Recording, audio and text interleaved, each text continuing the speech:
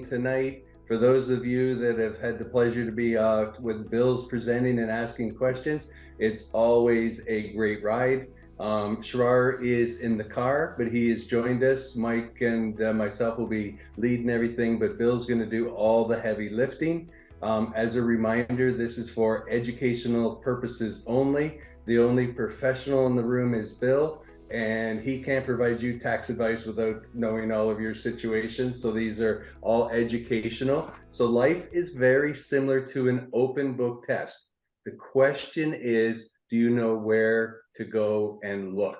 So due to popular demand, we're going to talk more about government friend or foe. For those of you that are have businesses or different things, you know it's a big tax planning time. So we're going to talk a little bit about that tonight again. And we'll go to the next slide, Mike. Yeah, I have a little bit of delay, Trevor, so. Okay. Awesome. So we're going to talk a little bit about who Massive Capital is, partnering opportunities. We're going to talk about the case study, which is a tax strategy. Our real theme is financial planning. And then we have about 20 minutes of Q&A.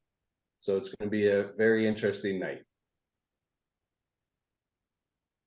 All right, so I did a bit of my disclaimer already, but this is educational purposes only. While we provide what we think is true, right, and actual, you must have your own local professionals take care of it. Everybody's situation is different, so there's never one answer that fits everyone's situation, especially in taxes and planning. It's all different. So you must get professional assistance. Our goal is to help you know what questions to ask, what to be thinking about.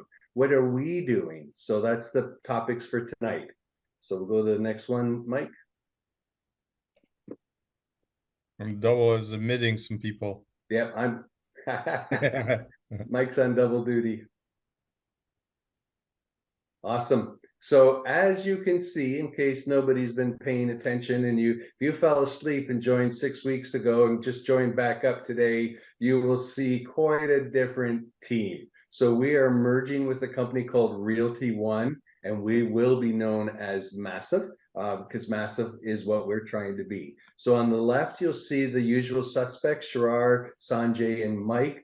They are part of the Massive team. And then on the just to the right of them is Bo, Pat, and Alexis. They are part of the Realty One team. So we are building the team out in lots of different skill sets, lots of different things. So you'll see a lot of the usual people that you've been dealing with Massive Capital across the top row. And then we get into quite a few other people that are involved in this, in what we're doing. So we have a lot of different people that are joining, and you'll learn more about what we're working on, but this really sets us up for the next level of being able to develop and to build into different asset classes and types.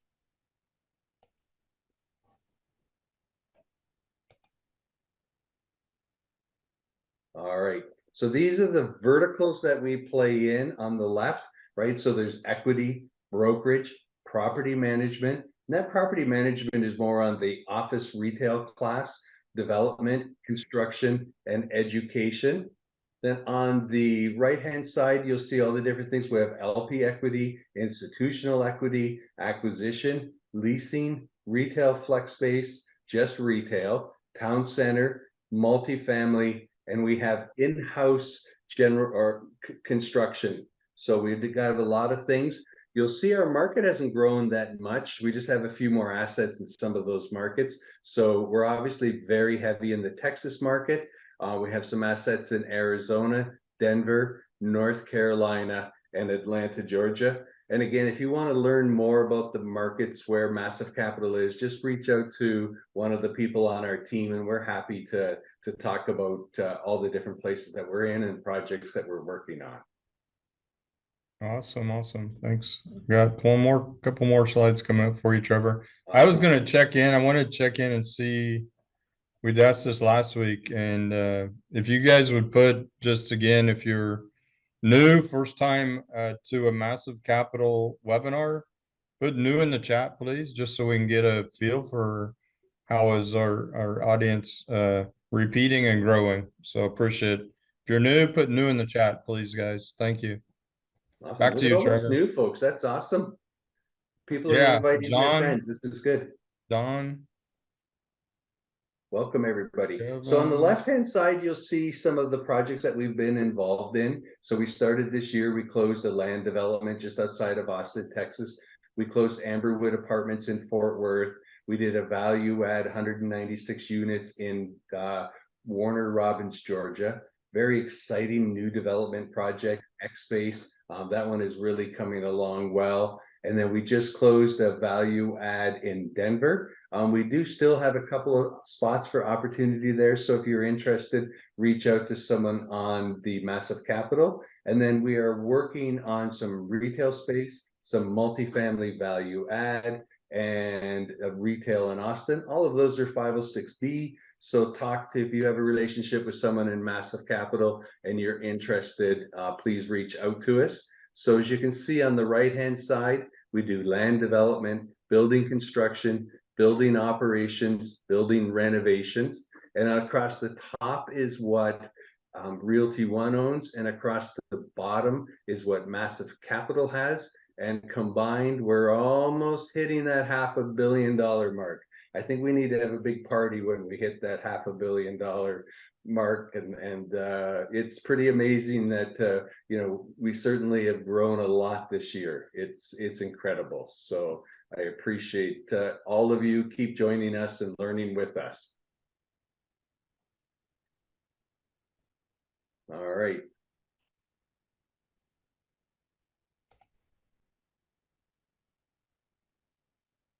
You want to cover this, Trevor, or you Sure, I want can me do to? that. So on new construction, landowners. So if you want to grow with us as a team, we partner with landowners for development, construction, and lease up. We also can do new development construction. Certainly have a lot more skill set with our merger with Realty One in this space. We can co-sponsor projects, manage in-house with our in-house general contractor, and then credit. So we partner with existing GPs to increase their credit and liquidity and resume. So we've been able to join on a couple of deals as KPs or in the experience box. So in multifamily, we're also obviously involved in CapEx. So we sponsor projects that are heavy CapEx, manage the risk with our in-house GC construction company. For operations, we provide sponsor projects to provide additional oversight as asset managers, and very similar again to the one on the other one that we can add to your balance sheet, to your experience that you need to go. You got to remember, real estate is a team sport. And if you look at many of our deals, it is a team. We also have an education program, and we haven't really spent a lot of our Wednesdays talking about it. And it's been building quietly in the background, but we have a customer relation management tool. So it's in-house and it has a website with a CRM, all the automation built in, and it's what Massive Capital uses. And I know you that are involved with Massive Capital, you get lots of emails from us. We know how to communicate. So we do the Grant Cardone, more is better model. We have a limited partner certification where we can teach you on how to understand how to look at a deal. And then we have our accelerated program, and that's basically to get you into a GP position and to provide you with being able to say that you are partnering with Massive. You're part of our system, and you can use our resume to be able to get taken seriously. I know myself for the first couple of years as I kept trying to get taken serious, it's very difficult. But when you're associated with somebody that's doing lots of business, it can really help you. So later we'll put a little chat, or there's a link, actually, the one that Mike just put the link for coaching in the chat. Mike's ahead of me. Oh, I'm So just trying to keep with you, Trevor. Just trying to keep with you. yeah, so we have a really good program and our students are great. And in fact, let me just mention here, if any of the people are on the call, reach out to me directly. If you're in the San Antonio market, next Thursday and Friday, we're going to be doing a due diligence, and we're inviting our partners to come along. And you're not really free labor. We're going to spend more time educating you than you're going to get free labor for us. You're going to really learn. There's nothing that beats actual hands-on experience. I know I did dozens of them before I was my first time on a GP, And I learned a ton. Every property is different. Every situation is different. And so it's a really good way for you to learn how do you really look at a property and know exactly what you're buying. So reach out to me directly, and I know Liz is going to be there. To tell you a funny story, we visited this property and I didn't have Liz on the guest list. And poor lady had she had to sit in the car. So now we're going to let her out the car. And Jennifer's already signed up to join us as well. And we have a couple other San Antonio friends. So, Awesome. but let us know if you'd like to help out. It's a good learning opportunity. That's awesome. All right, I think we're ready to roll.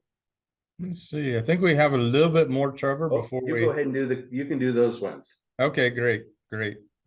And so we have a couple conferences coming up, and you can go to massive multifamily events and get signed up for those. Oops. We have we're going to do a 1-day virtual conference November 3rd, which it's going to be an all-day heavy duty. If you joined our last one, this is going to be along the same line as that, but we're also going to be going a little bit into the evening. We're going to do a little bit we're going to have just as much or more networking than we did on the first one. So come and join us, meet up with other people, see the sponsors we have, the booths we have. If you head and see it, the way the virtual conference is set up, I mean, you actually feel like you're inside of a real conference room, a real meeting location where you've got all the vendor booths out there. It's a really cool deal. And then our really main thing we got then coming up after that is MECon, Massively Elevate Your Game. So Massive Capital and Elevate are coming together. We have a live event in Dallas, February 15th to 17th. And we'll be, we got tickets are available now. We're getting, we got great speaker lineup already set up and finalizing all the details there to bring you guys get in and sign up. If you're interested, if you need an affiliate link, connect with one of us. We can work on that and look forward to the future. So look forward to partnering with y'all. Come to our events and join us as well. Go to the Massive Multifamily events and get signed up. I'll share the link in the chat as well if it makes it easier. Okay, now we're going to get to the government is an enemy until you need a friend. So it's one of those, I also think, keep your enemies close, or your friends close, your enemies closer. But the more you know about it, the more they can, I think, help in the whole process. And I like what I hear a lot about. The tax code is just a guide into how to implement your tax strategy. So it's not built, it's built for you. If you use it, it's built for you to get the most out of it you can. So we got Bill with us tonight. Bill, just do you want to, as I go through this first one, I think you've been on here before, but if you want to do a quick intro of yourself. Hey, thanks, Mike. Yeah, so I'm Bill Pilkington, CPA, and just I enjoyed a lot of stuff real estate. Real estate tends to be one of the main things I do. We do a lot of different types of things, but just seeing what people can do. We'll talk with people, kind of look at their situation. Sometimes I got to be the one that tells them, I'll call it the bad news. Like people think that there's all these great deductions they can come up front, and we'll kind of go over some stuff tonight. And yes, maybe, but then also it's, sometimes real estate is, save money now, sometimes it's save later. The main thing is just, that it's appropriate for you. And I guess you could say most of what I do is kind of like I translate Greek to English. So I'm going to tell you what's going on. We're going to talk about the tax code, talk about what you can take advantage of, maybe kind of look at what you've done, and not so much to spend new money, but let's look at some things, maybe what you're already doing, and is there a way to keep more money in your pocket? But so tonight we're just going to kind of go through a couple of easy, things, kind of some case studies, and then hang around after for some questions and answers. I know there's a couple people who are some things we're already looking to try to cover, but whatever y'all have, yeah, pretty much answer anything. Okay, awesome. Yeah, and as we get into this one, you get an idea here, and it's kind of, you can see just from the adjusted gross income of an example here from, so this was year 2020, year 2021, and was awesome, so the income went up. I went up 186%, and a little bit through different planning, the the net cash flow after tax didn't go up the same. So there was the so you got a bit here of what the interest rates were and what the taxes were paid. So even though you're making more money, you got to look and see, am I managing that income in a way that is effective, in a way that I can keep more of it? And there's always opportunities, and you got to start the planning, the year in advance. You don't come into it, come to the time that it's time to pay the taxes and think, oh, let me plan how I can get out of paying some of these taxes now. Because at that time it may be a little bit too late, right, Bill? Yeah, it's tends to be the planning. What we do, like we'll talk during the year, try to make your crystal ball a little more clear. But people that come to be in March or April, and it's like, what can you do? A lot of times I'm like, well, we can set a meeting for you this year so we don't have the same conversation next year. Yeah, and I can put your taxes together for you and see what it looks like. Hey, I wanted to see if Shariah, I know Shariah's driving or maybe at the airport. Hey, Mike, I'm here. Want to see if you want to interject a bit as we go through this, since you've been leading this with Bill over the last 6 weeks or so. Yes. So about 4 weeks ago, we started the tax series, and the point is, back to what Mike was mentioning, that, we'll go there a couple of slides down the way. We started with mentioning, yes, we have to grow our revenue. At the same time, we have to grow our NOI, which is the very bottom line, right? So, and that's not going to happen unless we proactively plan for it, not reactive, proactive, right? So think about now, this is month number 9. We have 3 months left, and then 2023 is over. We have last shot about fixing whatever it is for this year as you plan for next year, right? So intent is that let's not be the family where we are working hard to make more, but we are not keeping all the money that we are making, not leveraging the tax code as we go, right? That was it, Mike, for this one. Yeah, no, and even though, like you said, even though the net here at the bottom still increased, so it was still positive, but it didn't increase at the same rate as the gross, and that's one of the key things. Okay, do you want to talk to this first? Yeah, let me pass it on to a little bit. Last week we talked about this. Our intent is not to answer. We are not going to be able to answer your specific needs, but the idea is that give you a framework. So how to go about it, right? So we started the last slide, optimizing. Then last couple of weeks, we talked about P&L of your own family P&L, right? And if you look at on the left-hand side, those are some of the things all of us, we should engage with our CPA and tax strategy to go through it, especially the last two, right? Sometime, that may not be the right fit, but we got to start the conversation. So whole idea, last couple of weeks, what we talked about is let's start the conversation. Let's figure out what the P&L of your own life looks like, in our family looks like.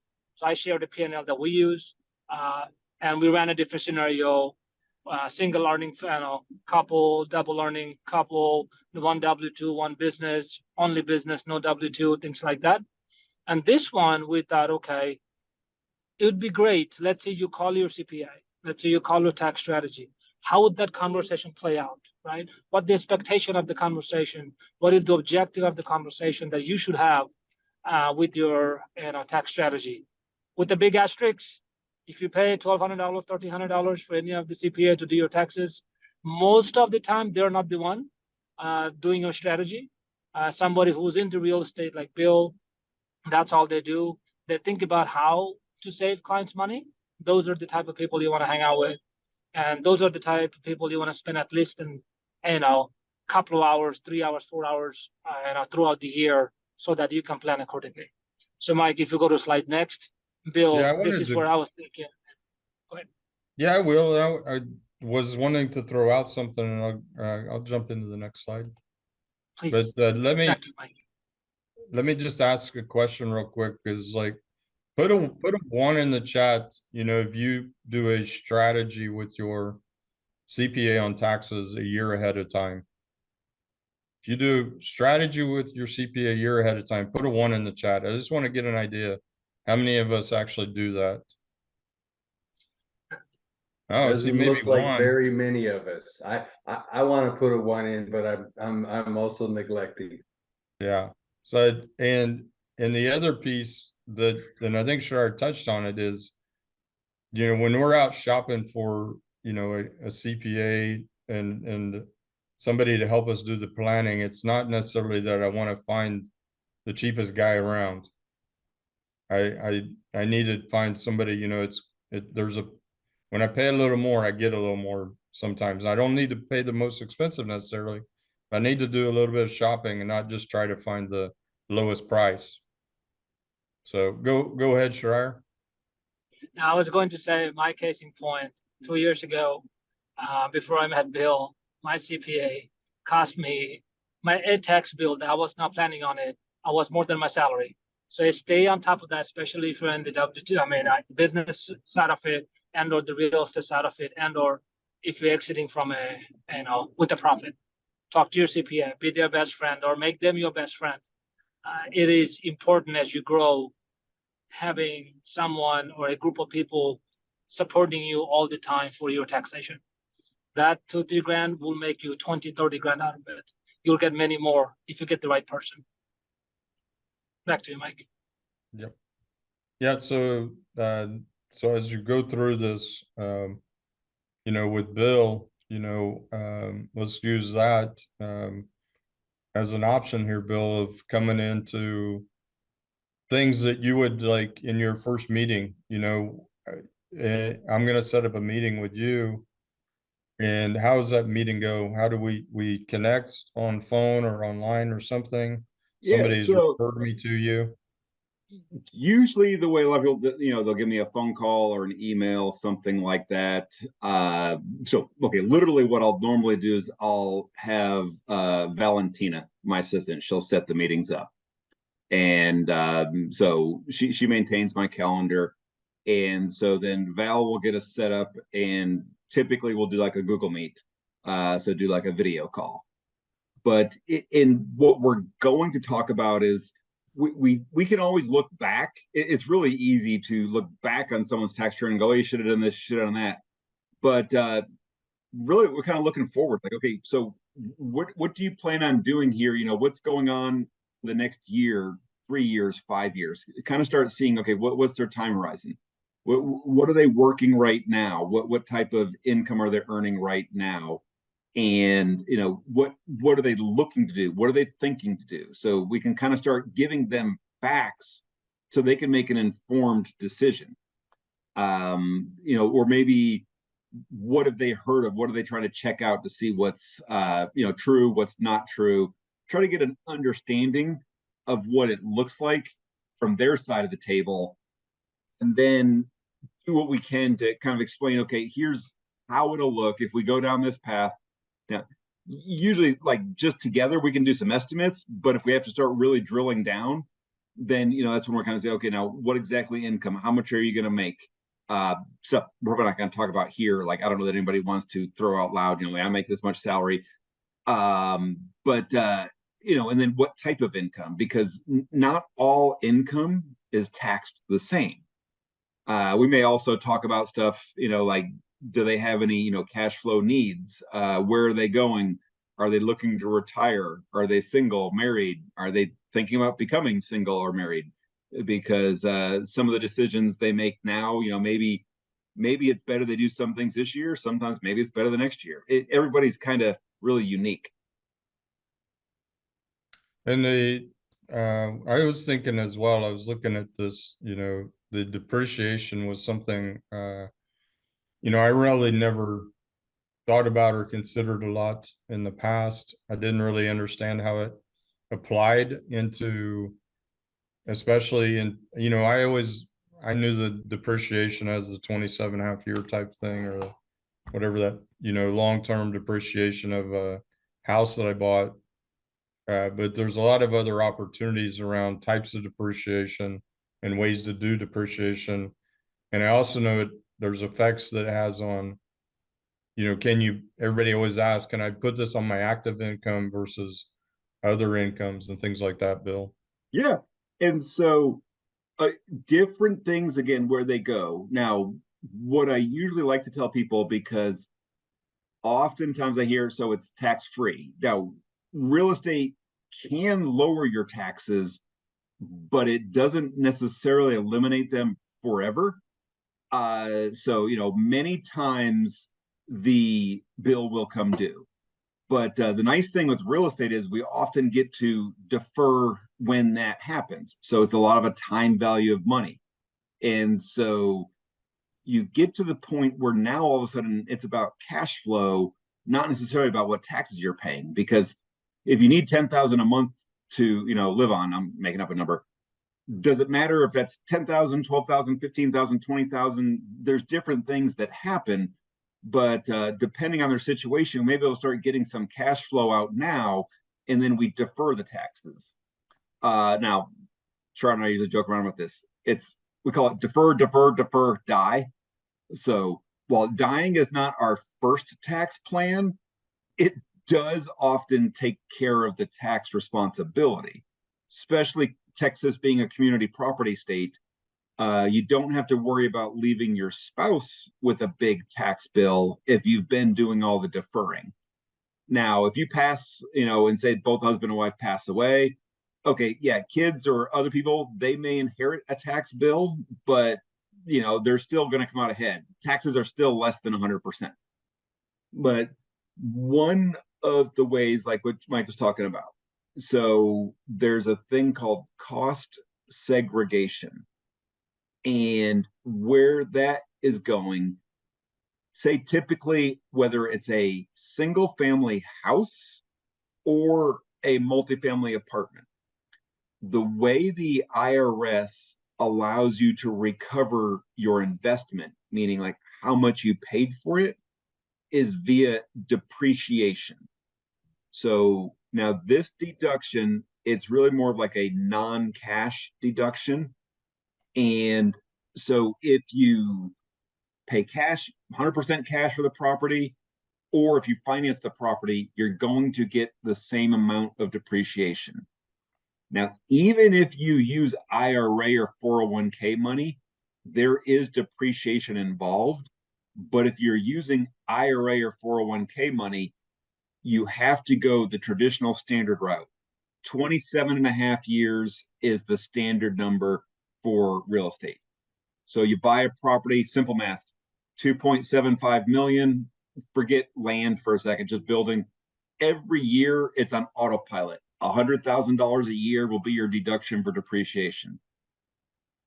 But when you use money that is not inside of an IRA, not inside of a 401k, and your property has been purchased here in the United States, we have the ability to not have to wait and take the flat 100,000 a year. We might be able to take 3, 4, 5, 6, 700,000 the first year. Now, if we take the extra money, say we take 1.5 million the first year, that means, for the next 26 years, we're only going to be getting the 50,000. We're not getting a new deduction. We're just taking the time value of money and saying, well, hey, if I can save a bunch of money today, if I can reduce my taxes today, that will give me more cash in my pocket today to then go ahead and redeploy that capital into more investments. And then so I can get that snowball effect of going forward. Now, for some people, though, maybe it's, okay, hey, I'm not going to save any tax money today, But what I am going to do is set myself up that if I'm in 5 or 6 deals, as I start getting some of these deals and they start selling, I'm going to not have to worry about paying the tax when that first one sells. We're going to be able to keep pushing that tax bill down the road because I'm going to borrow losses from one another to push them down the road. So we kind of start with depreciation, we can kind of, go wherever you want. But what happens is real estate is one of the few things that allows you to take a deduction for it. You still own it, because when you're, buying and selling is one thing, but when you own it and you rent it out, first off, you're collecting payments on it. You're taking a deduction for what you paid for it. And then when the person moves out, you get to rent it again. And even when you get it all paid off, you still get to keep continuing to rent it out again, continuing to take the money. And in the event something happens to you, especially with your spouse, infinity. That's spouses in a community property state. They can inherit infinity from their spouse and not pay any tax on it when it's using after-tax money, not IRA money, not 401k money. You get to start all over again. So it just continues to take those deductions again. Married people, Texas, unless you have any special trusts or anything like that, you're looking at right now, like about 25 million is how much you could pass down to your kids, grandkids, friends, family. You can give it to your CPA if you want. Yeah, no, that's all. I think this, the very bottom thing on the slide here is something that many of us overlook in our kind of in the scheme of things, which the planning for understanding it as well as planning for a personal, net operating income. Basically, what is my take home after everything? Not it. So a lot of us, like, especially if we're in a W-2, we look at our take home as like the amount that, actually lands in our bank account. But that take home could always be a lot different, or could be different, if we do the planning and we can actually get some of that tax back and invest some of that into other things as we go. Because it's kind of like, that's when I ended up talking about like the cash flow. So imagine your paycheck, you're working and they hold out exactly enough money that when you file your taxes, you owe nothing, you get no refund. So it's perfect. Well, if we could get something like that in the real estate to replicate that same number, but not have to have the taxes associated with it. So again, imagine it's the $10,000 number. Well, in order typically to take home 10,000, you probably have to earn 15,000, pay 5,000 in tax to net the 10. There's a lot of different ways in the real estate, again, that you don't have to earn 15. You maybe only have to earn 10 to take home the 10. Understanding one day there could be a tax bill, one day if you sell, there could be something there, but you could be deferring that for a long time. And so again, it's what you keep, kind of like Trevor said, it's not what you make, it's what you keep. So different strategies along that way. And then when you sell, because the biggest difference too in the real estate, many times you're allowed to sell one, buy into another, and use deductions from one to offset gains in the other. Stocks can do that with a limited basis, except with stocks, if you have to sell one to offset your gains, that means you lost money. Whereas with real estate, the reason you sell something, with a gain is because you've been taking the deductions. You're just deducting your purchase price. When you buy stocks that go up, you can't deduct the purchase price. It has to actually lose money in order for you to take a deduction. Yeah. Now, in a perfect world, everything always makes money. We make so much money, taxes don't matter. But, I live in Realville, and, these things do make a difference. So hey, awesome. And I've got like a bunch of other questions, but what I'd like to do is open it up to our so everyone that's here tonight to see what see what other questions there are. I'm trying to get off of share. Yeah. So I'm looking at one right now, talking about LLCs. So quick point. A lot of people think an LLC is a cure-all. Some people think, they need it. Fact of the matter is, to the IRS, all an LLC means is you have some type of business. You still have to say, how was it taxed? And so if you form an LLC and you do nothing other than just create it, it's going to fall back onto your personal taxes as self-employed, which is the exact same thing as if you never had an LLC to begin with.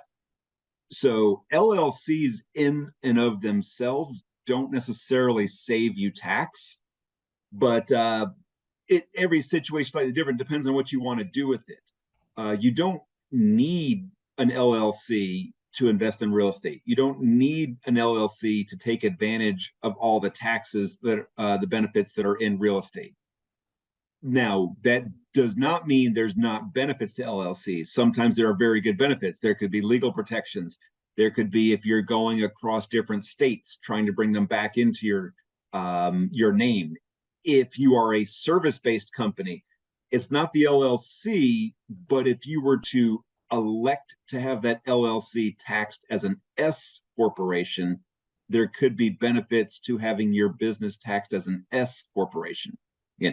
So an LLC, the thing is, it's a hybrid. It could be nothing, self-employed. It could be an S corporation. It could be a C corporation. It could be a partnership.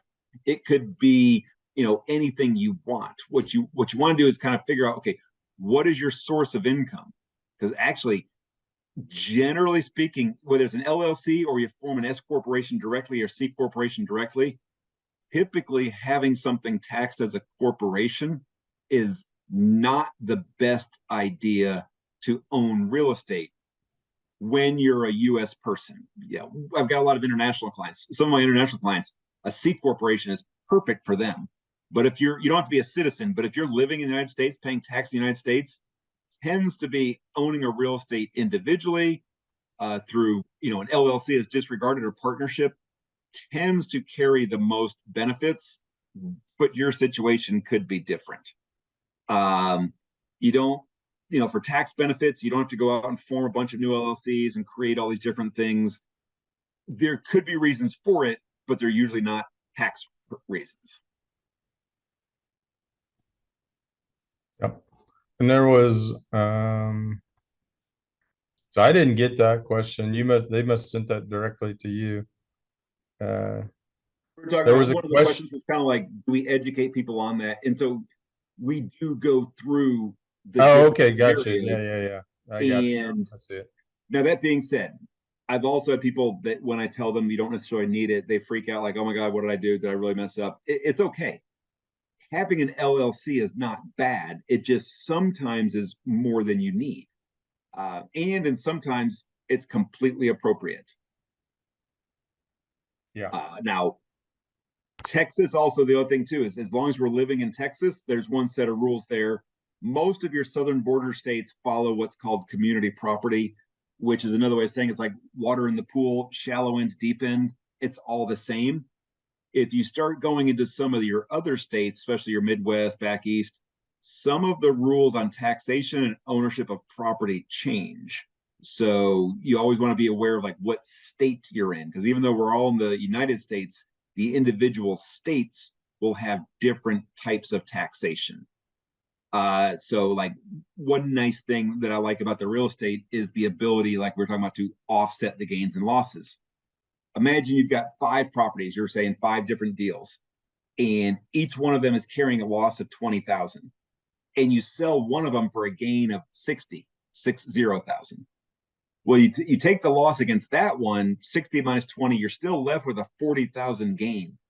You can offset that gain. You can take some of the losses from your other deals, pay no tax now.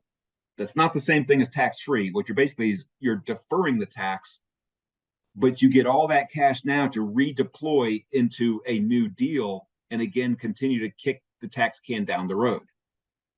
If, however, one of those properties, if the one you sell is in an income tax state, meaning like not Texas, not Florida, not Tennessee, not Washington, you're not able to offset it with the other 4 unless some of those other 4 are in that same state.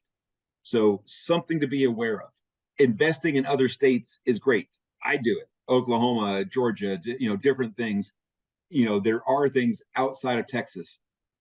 I tend to shy away from New York and California just because some of the rules, but a lot of my clients are from New York and California. And the funny thing is they don't invest there. Most of them end up coming to Texas, Arizona, Georgia. Don't be afraid. My point is, don't be afraid of because it's another state. There's great opportunities everywhere out there. And because often, one thing just leads to another. It's just make sure you go into things being aware. Try to have a good idea of what you're buying into before you buy in.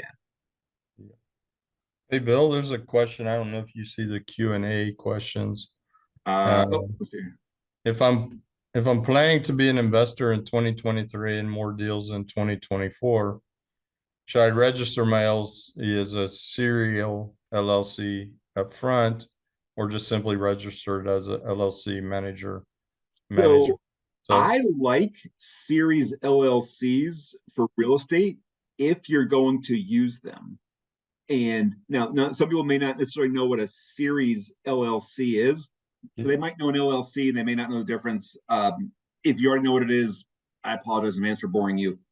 But it's much like if you know what an accordion file is. And so an accordion file, usually when the lid is closed, you just see one folder.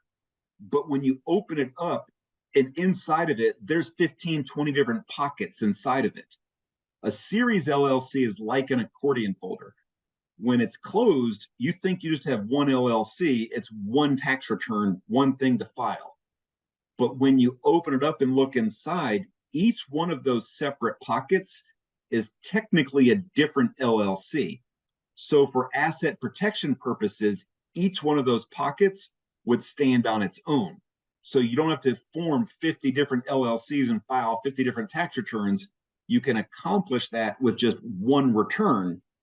It works really good when the owners are the same across all your series. It doesn't have to be, but it works pretty good that way. I like them for banking purposes. Again, it's kind of one of those, don't necessarily go out and buy one for the tax purposes, but the real reason most people end up doing them, if you want to go buy properties, banks will loan you enough money for 10 properties. And then if you're married, maybe get another 10. But after you get 20, you're tapped out. You have to form an LLC to borrow more money. Well, if you form just a single LLC, they'll let you borrow for 10 and then you're tapped out again. But you form a series and basically you can just keep extending and extending and keep getting more and more credit to buy more of the properties. So on the asset protection purposes, and yeah, I saw it. You protect your ass. So sorry, just kidding. So it, generally speaking, real estate, you want your insurance to be your primary protector. Insurance is going to be I'm not the lawyer. So this is from the lawyers I talk with, the real estate attorneys I talk with. Insurance is your number one protector, because even if you get sued, you can't send them a copy of your LLC and go, hey, sorry, I'm an LLC, you can't touch me. You're going to need somebody to pay an attorney to do the stuff. So if you're in a situation where you know you need some type of asset protection, then you probably need an LLC, but that's more of an attorney question, not as much a tax question. Now, some people use LLCs as a family legacy tool, and because what happens is they'll have a lot of their family assets together, and so parents and kids all own it. And then when if they get sued, it makes it a lot harder for anybody to tap into the assets because they're creditor protected. Different states have different protections, again, so you always want to make sure what state you're in and figure it out. But you might have a bunch of cash saved inside this LLC and someone sues you beyond your insurance policy.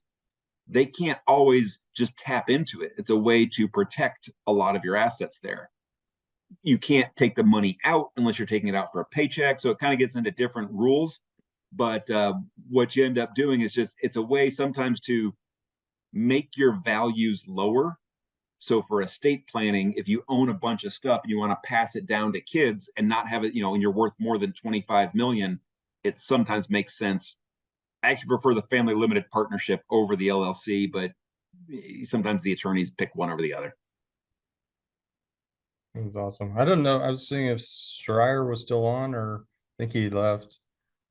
Probably getting onto his plane. And I was seeing if Sanjay was here. I saw him join earlier, but he may have left as well. Now, one thing people will use, something that's slightly different, I see a lot in real estate, is they will form like a revocable trust. It's also called a living trust, a living will. So just understand what that basically is like a DBA. So what that means is you are able to title all of your properties in something, and it makes it easier in a state in probate. If you were to die, the people that inherit it, they don't have to go to all these different places and change the names to put it in their name. It stays in the same name. People use the LLC for that same purpose. It's kind of like, okay, so if something happens, instead of going and changing the name of if you were in a certain syndication or if you owned real estate directly, it stays in that same name. It's just who owns the company or who owns that trust, who's the beneficiary of that trust. And so that tends to make pretty good sense. Just understanding, sometimes when people hear the word trust, they think that means it's protected and nobody can get to it. That's not true. A revocable trust gives you zero asset protection. It makes it easier for probate, makes it easier if something happens to you. It makes it easier to transfer assets around, but doesn't do anything if somebody tries to sue you. So we get about 5 minutes to go. I don't see a lot of new questions. I actually have one. Maybe I don't know if you know the answer to this or not, Bill. Hold on a second. I was trying to get what's the reason that, so if I sign up for an investment and with massive capital, and I'm using my IRA for that investment, why do they still need an EIN number if it should be tax protected? Yep. Because I'm not paying taxes, am I? Maybe. So two different things. So first off, what typically happens, IRAs, they're good. Investing in real estate is a good thing. It's just that understand they sometimes come with catches. So typically, like, so two of the biggest ones out there, there's like Equity Trust, Quest, they're all good, but, call it XYZ Trust Company. And they're going to maintain a self-directed IRA. So most of your syndications, most of your deals are taxed as partnerships. Partnerships don't pay tax. Partnerships act kind of like a spaghetti colander. Pour hot water in, pour cold water in. If it's a profit or a loss, it all just flows out to the partners. LLC members, we call them partners. They're really members, but semantics. But so what typically happens is, so it could be Mike Bailey, or it would say, XYZ Trust Company for the benefit of Mike Bailey. The tax ID number for the trust company was the one listed, not for that specific IRA. And so the IRS is now, they've come out with rules that said starting in 2023, they need everybody to tell the IRS what's their specific tax ID number, kind of like a Social Security number, they're specific of their IRA. And the reason for that is because IRAs actually might have to pay tax. It's not an income tax. It's not even really, technically, it's not unrelated business income tax, but it's what they call unrelated debt financed income, or UDFI. So if an IRA invests into a real estate deal, and if that deal carries a mortgage, to the extent pro rata that it has a mortgage, when it has income, more than $1,000 of income, typically that happens when you have a gain. It could happen earlier on, but typically when you sell. Say it's 60% leverage. They bought it for $10 million. They raised $4 million. They borrowed $6 million, and they sell it and it has a $2 million profit. Well, that $2 million profit, 60%, 60, will be hit for tax. Now, the tax rate, currently it's 20%. The real number is the maximum long-term capital gains. So you're not paying tax on your cash portion, but on the profit that was earned from the mortgage. That's what you have to pay tax, and that tax money has to come out of your IRA. You can't use your own money to pay for it. It's an expense of the IRA. So what's happened, the real thing is, previously, so again, XYZ Trust Company might have 10,000 people that invest in it. All 10,000 are getting reported to the IRS as having the profits on the sale of the real estate. The IRS has no idea specifically which one individually. So that's why now they're trying to get more granular. Okay, which one specifically made the profit? Because now the IRS is going to start going after people that are investing in the IRAs to make sure they're filing their tax returns. And because IRAs have to file tax returns, the return's called a 990T Tango, 990-T Tango. And that's filed whenever the gross income exceeds $1,000. So yeah, IRAs. It's a low threshold. Yeah. And so now they still do get advantage of regular depreciation. They just don't get advantage of the bonus depreciation. Yeah. Okay. But so, and somebody out there may go, well, no, I have a Roth. Roth doesn't pay tax. Roth doesn't pay income tax. It is still subject to this same UBIT tax. If it has IRA in it, whether it's an SEP IRA, a simple IRA, inherited Benny IRA, traditional IRA, Roth IRA, if it has the words IRA in it, it's subject to the tax. Okay.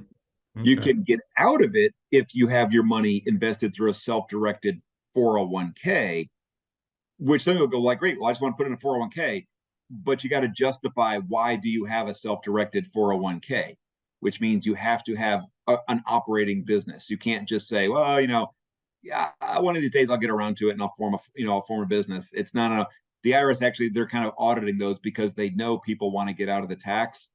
So if you have a true business, it's good. If you don't push those limits. Gotcha. Great. And I got a couple more things, but I'm gonna share here also just a reminder. I put in the chat again. One of the things always, and you can scan the QR code here on the screen. You can also go to invest.massive.capital, and it doesn't cost anything to go sign up. You get a chance to look at deals, see the deals that are available to invest in. And part of that, this deciding what deal to invest in can be part of the strategy session that you may have with your CPA, such as Bill or someone else, because certain deals have certain different opportunities. Like it may have more depreciation, it may fit better for you, it may have more cash flow, and those may fit your requirements a little different or a little better. So go ahead. Yeah, again, some of those, like we briefly talked about, someone might have sold something in January and had a large gain, and they may have known, like they heard about a 1031, but then they were told, yeah, when you invest through a syndication, you're not allowed to 1031, which technically is correct because a 1031 is the name of the person that owned this property has to be the same name who owns the next property. Well, when you invest through a syndication, you don't own the property, you own a company that owns the property. So the company could do a 1031, but you can't do it individually. There are ways we could go off in a whole nother session of getting around doing it, but basically you can't specifically do a 1031. But there are things called a lazy 1031.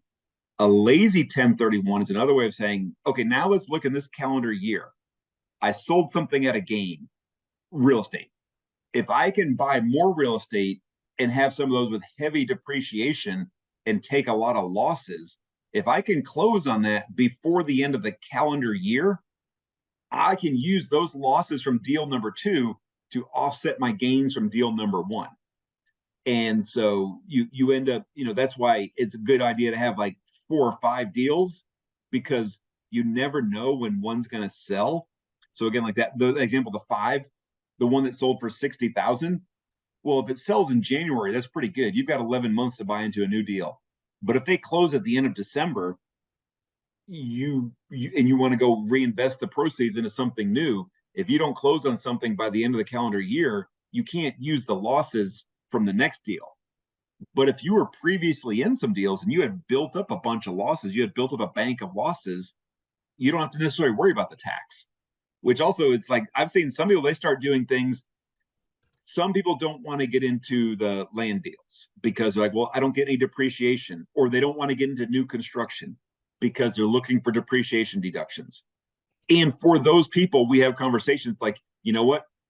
If taxes are your main focus, you sold something at a large gain, and now you're looking for big deductions, you're right. This deal may not be appropriate for you.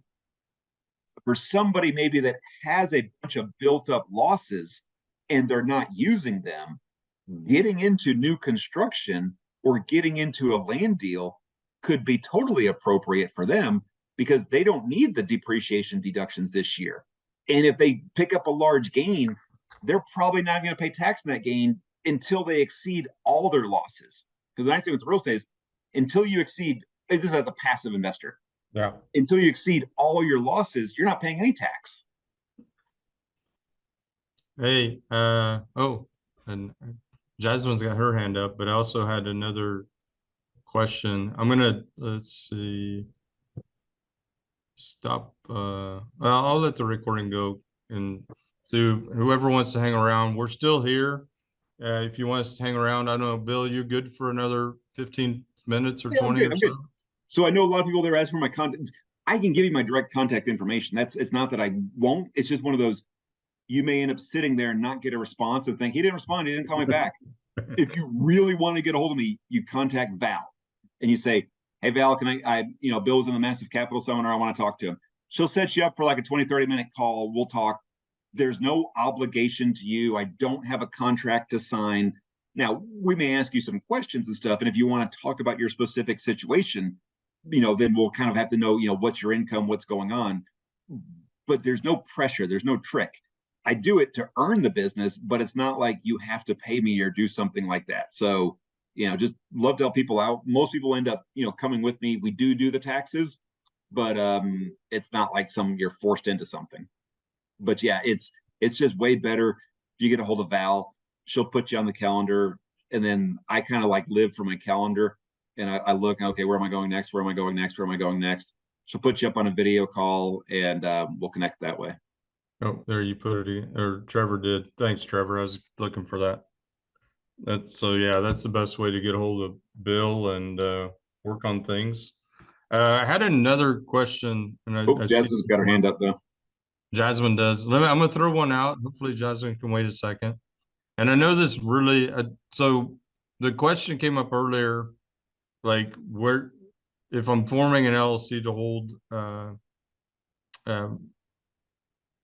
properties, real estate, and does the location of that, does the location of where I set up that affect my taxes?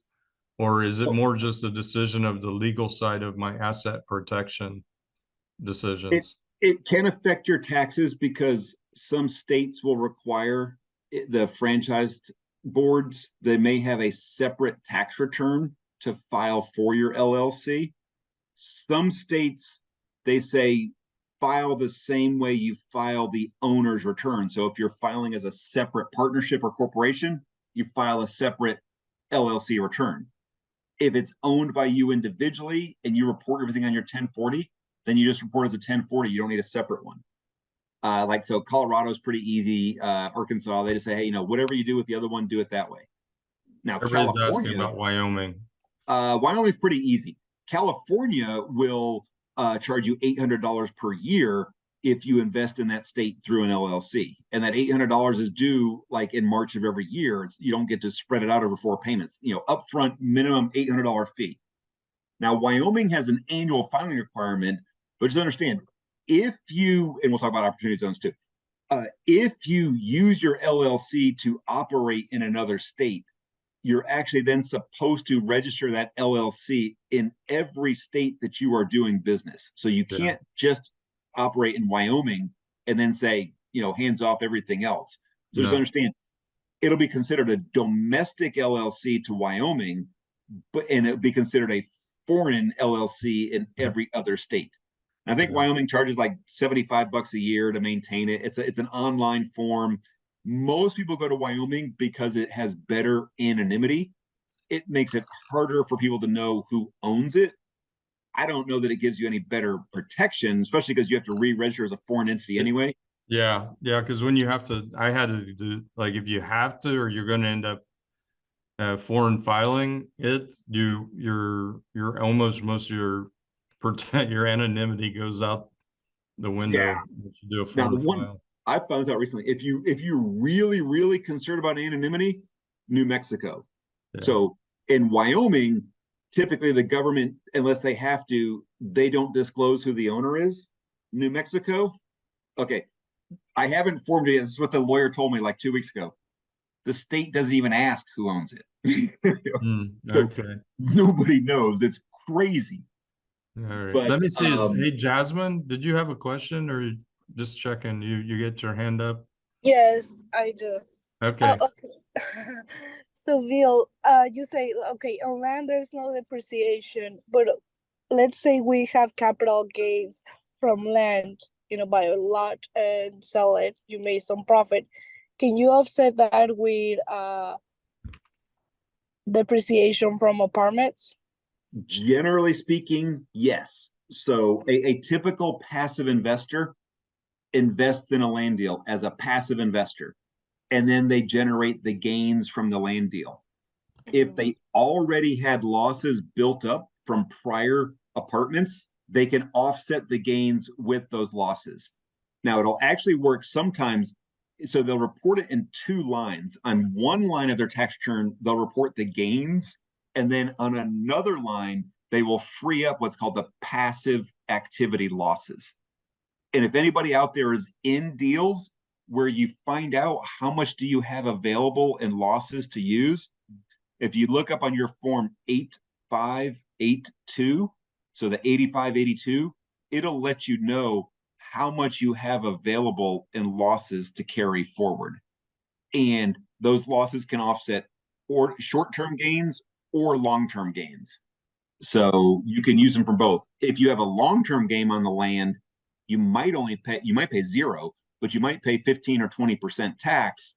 Whereas the loss you use from your passive deals, from your apartments, might save you 20, 30% tax. So you could actually come out ahead. Say it's a $100,000 gain.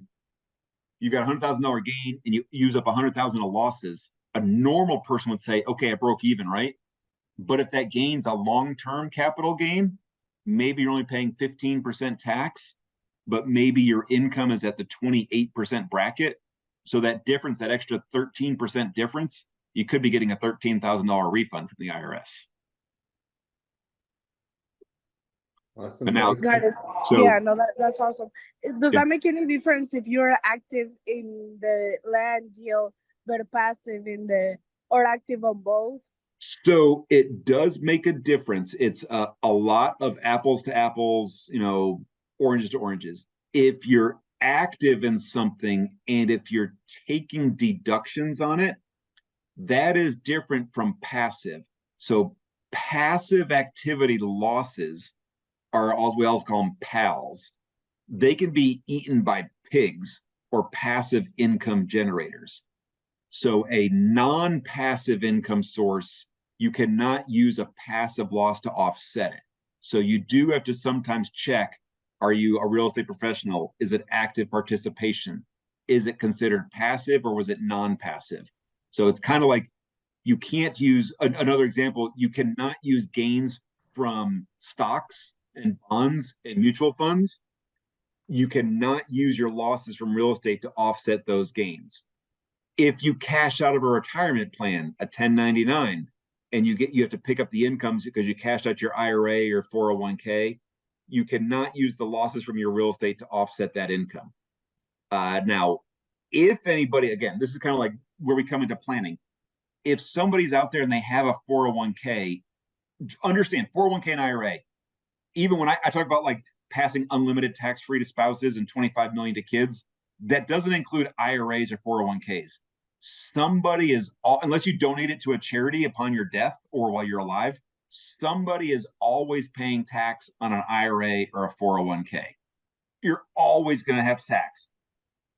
Time value of money. So people usually wait till they turn 60, because when you're under 60, typically you have a 10% penalty. And so if you're, whatever your tax is, add 10% of the income. It's not 10% of the tax. Like, so if your tax was 15,000, it's not adding 1,500.